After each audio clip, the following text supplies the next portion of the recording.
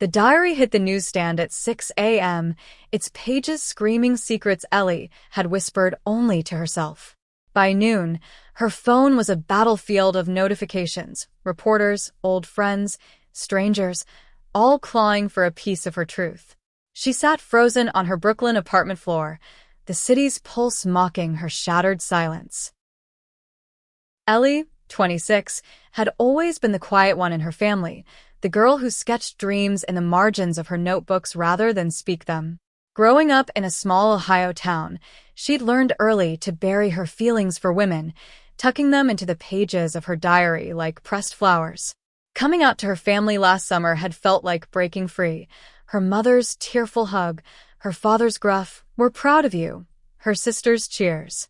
They'd called her brave, a hero. She believed them. Then, the betrayal.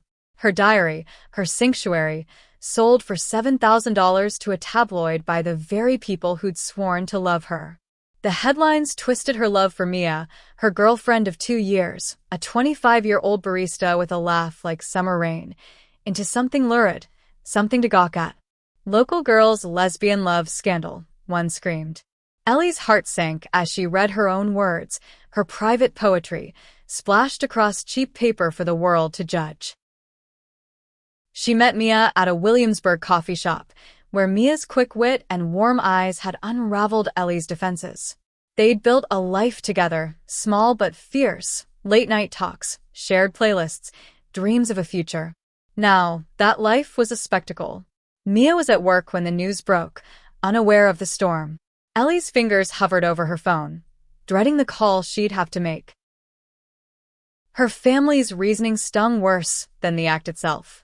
"We needed the money," her mother had stammered over the phone, voice thick with guilt. "The farm's failing, Ellie. We didn't think it'd blow up like this." But they'd known. They'd handed over her soul for a quick buck, and now the world was tearing it apart. Ellie stood, legs shaky, and grabbed her jacket. She needed air, needed to escape the suffocating weight of her own story. The Brooklyn streets buzzed with indifference, taxis honking, hipsters chatting, life marching on. She walked toward the East River, where she and Mia often sat, dreaming under the stars. Her mind replayed the moment she'd come out, the warmth of her family's embrace. Had it all been a lie? She stopped at a newsstand, staring at her diary's words on the cover of a glossy rag. "I loved her in silence until I couldn't." One line read, now a headline. Her chest tightened. This wasn't just her story anymore, it was everyone's. And yet, it was still hers to reclaim. Mia's shift ended at 4 p.m., and Ellie was waiting outside the coffee shop, heart pounding like a drum. The autumn air was crisp, carrying the scent of roasted beans and city grit. Mia stepped out, her long black hair catching the fading light, and stopped dead when she saw Ellie's face. "What's wrong?" Mia asked, her voice soft but urgent. Ellie handed her the tabloid, unable to speak. Mia's eyes scanned the headline, then the excerpts. Ellie's raw confessions of love, their first kiss in a rain-soaked park, their whispered promises. Her face paled. "Your family did this?" Ellie nodded, tears burning. "They sold it. For the farm." Mia's jaw tightened, but she pulled Ellie into a hug, fierce and unyielding.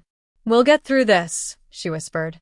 But Ellie felt the weight of eyes on them, passers-by, maybe recognizing her from the headlines. She pulled away, shrinking into herself. Back at their apartment, Mia read the article in full, her silence louder than any scream. "They didn't just sell your diary," she said finally. "They sold us." Ellie flinched. Mia wasn't wrong. Every intimate moment, their first date, their fights, their dreams, was now public property. The world knew Mia's laugh, her quirks, her heart, without her consent. Ellie's phone kept buzzing. Friends texted support, but others sent venom. "You're disgusting," one anonymous message read. Her sister, Claire, called, sobbing apologies, but Ellie couldn't answer. Not yet. She needed to understand why her family thought $7,000 was worth more than her trust. Mia suggested they leave town for a bit, maybe head to the Catskills, where they could breathe without the city's judgment. Ellie hesitated. Running felt like surrender, but staying felt like drowning. She thought of her diary, now in strangers' hands. She'd written it to make sense of herself, to hold her truth when no one else would. Now it was a weapon. That night, they lay in bed, the space between them heavy with unspoken fears. "Do you regret us?" Ellie whispered, barely audible. Mia turned, her eyes fierce. "Never.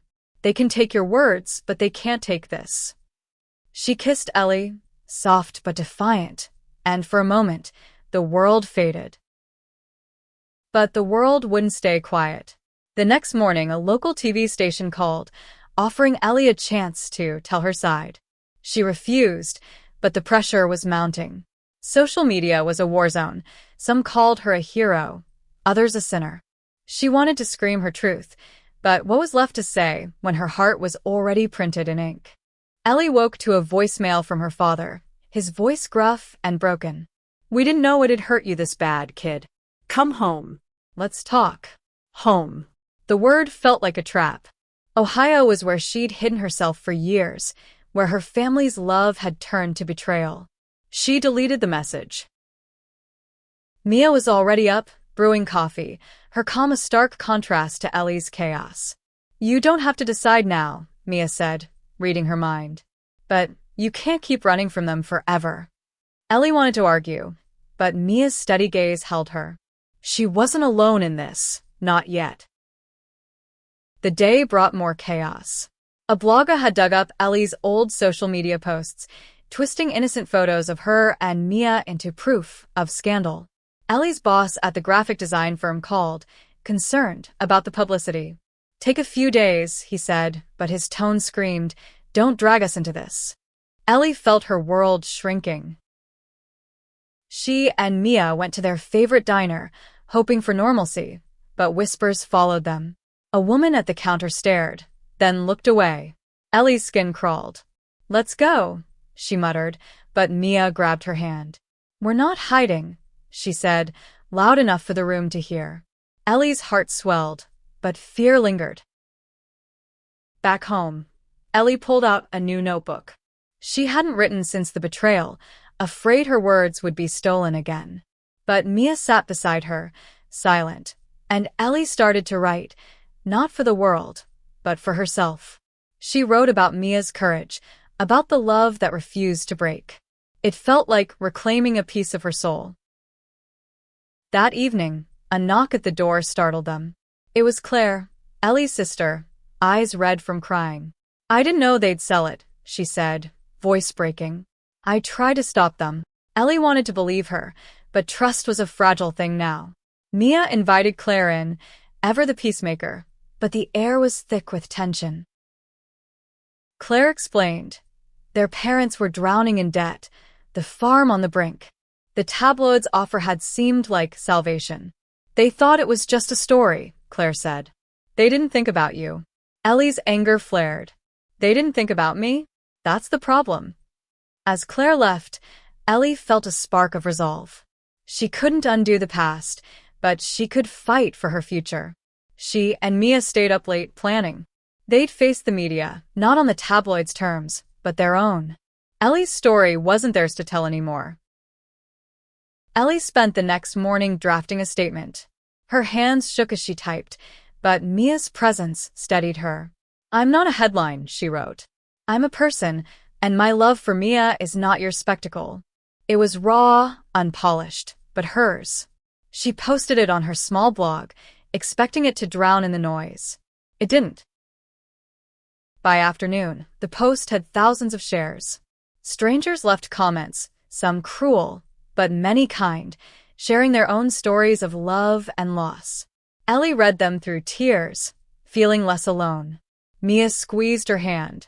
"You're taking it back," she said. Ellie nodded, but the weight of exposure still pressed on her chest. Her parents called again. This time, Ellie answered. Her mother's voice was small, pleading. "We didn't mean to hurt you, Ellie. We're sorry." Her father added, "Come home. Please, Ellie's throat tightened.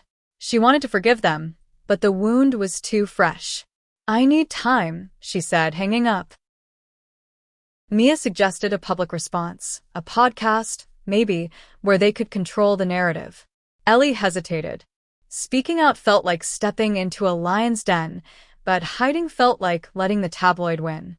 They contacted a local queer media outlet who agreed to an interview. The host, a kind woman named Sarah, promised to let them tell their truth. The interview was set for the next day. Ellie barely slept, her mind racing with what she'd say. Mia stayed up with her, rehearsing answers, cracking jokes to ease the tension. "You're my hero, you know," Mia said at one point, her eyes soft. Ellie blushed, but the words anchored her. The studio was small, the mic intimidating. Sarah's warmth put them at ease, and Ellie found herself speaking, not just about the diary, but about her journey. Growing up afraid, finding Mia, building a love worth fighting for. Mia chimed in, her voice steady, describing their life together with a quiet pride that made Ellie's heart ache. The interview aired that night, and the response was overwhelming. Support poured in, but so did hate.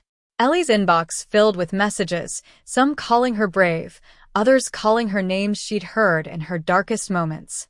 She tried to focus on the good, but the bad cut deep. Back home, Mia pulled her close. "We're stronger than this," she said. Ellie wanted to believe her, but doubt gnawed. Could they rebuild when the world knew their secrets? As they fell asleep, Ellie clung to Mia, her anchor in the storm. The interview changed things. Ellie's blog post and the podcast sparked a movement. Reclaim Your Truth trended on social media, with others sharing stories of betrayal and resilience. Ellie felt a strange mix of pride and exposure, her life now a beacon for strangers. But the attention brought new threats. An anonymous email warned, "You'll regret going public."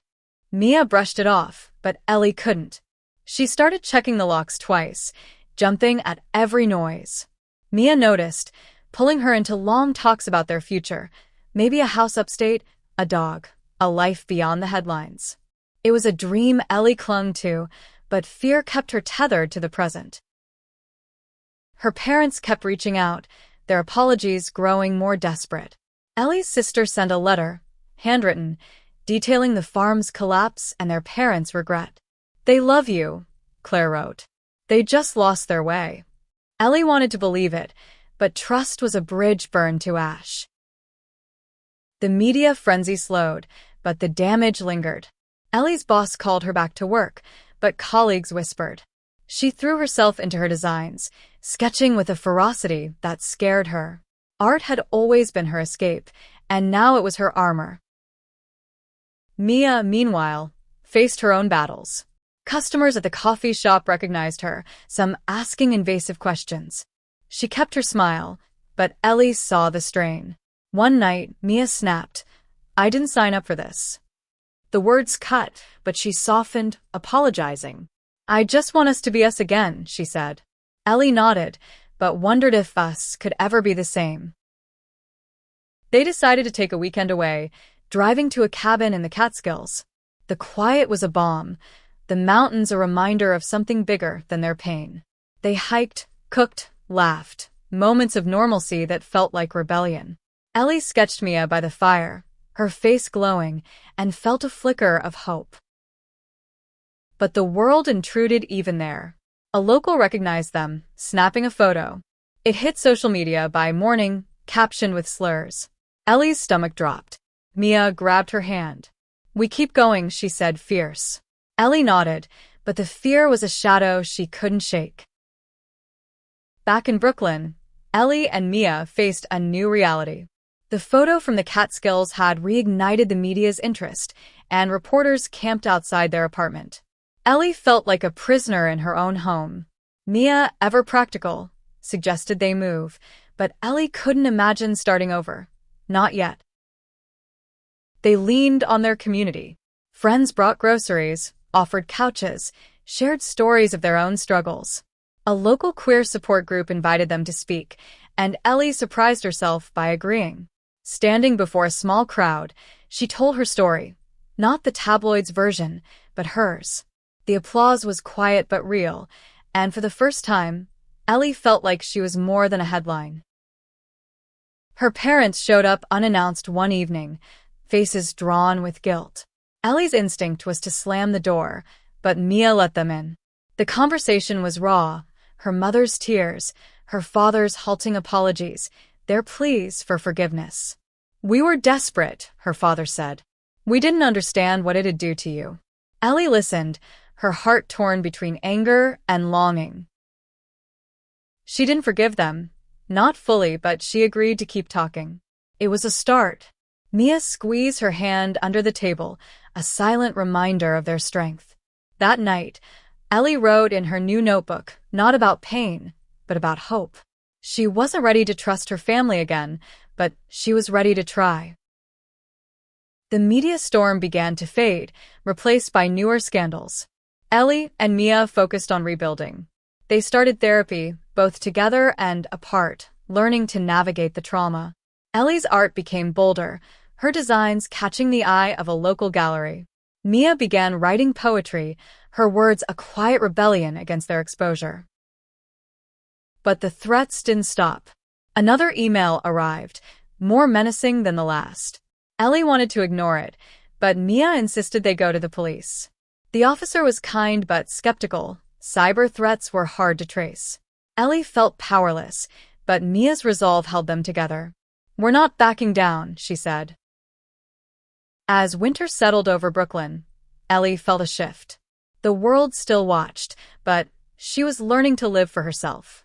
She and Mia planned a trip to Provincetown for the spring, a place where they could just be. The future was uncertain, but it was theirs. Spring brought tentative healing. Ellie's gallery show was a success, her art, raw, vibrant depictions of love and betrayal, drawing crowds. Strangers thanked her, saying her work gave them courage.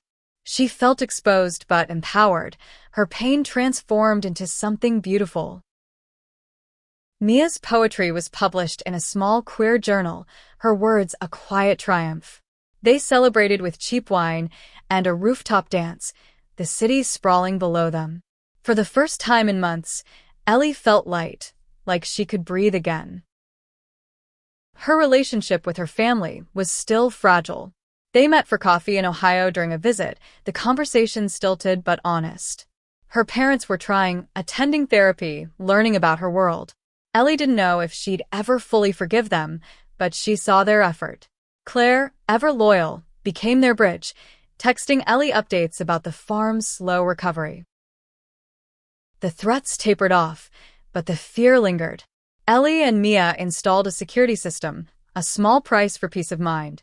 They leaned into their community, hosting dinners, attending rallies. Their love, once a secret, became a statement, not loud, but unapologetic. Ellie kept writing, her new diary a testament to resilience. She wrote about Mia's laugh, their fights, their dreams. It wasn't for the world this time, just for them. Mia read it sometimes, her eyes shining, and Ellie felt whole. One night, under a full moon, they walked to the East River, where it all began. Ellie pulled out a ring, simple but meaningful, and proposed. Mia's yes was a whisper, then a shout, echoing over the water. The city didn't care, and that was perfect. They planned a small wedding, just friends and chosen family. Ellie's parents asked to come, and after long talks, she agreed. It wasn't forgiveness, not yet, but it was a step. Mia smiled, knowing what it cost her. The wedding was in Provincetown, on a beach at sunset. Ellie wore a white suit, Mia a flowing dress, their hands intertwined as vows spilled from their hearts. The waves crashed, a steady rhythm to their promises. Ellie's parents sat in the back, quiet but present. Claire cried, her smile wide. The world didn't stop for them, no headlines, no cameras. Just love, raw and real. Ellie looked at Mia, her anchor, and knew they'd survived the worst. The tabloid, the betrayal, the threats, they'd bent but not broken. Back in Brooklyn, They settled into a new rhythm. Ellie's art career grew. Mia started a writing group, and their apartment became a haven for friends. The diary's scandal faded into memory, a scar that ached but didn't define them. Ellie's relationship with her family slowly mended. They visited, awkward at first, but with time, laughter returned. Her mother sent recipes. Her father called to check in. It wasn't perfect, but it was enough. One evening, Ellie found her old diary, the one the world had seen, tucked in a box. She didn't burn it, didn't cry. Instead, she wrote a new entry in her new notebook. They tried to steal my story, but I wrote a better one. Mia read it and kissed her, their love a quiet victory. Years later, Ellie would tell their story, not to the press, but to their kids, adopted from a local agency. She'd speak of bravery, of love that endured, of a family that stumbled but learned. The world had tried to break them, but they'd built something stronger. And in the end, that was the truth that mattered.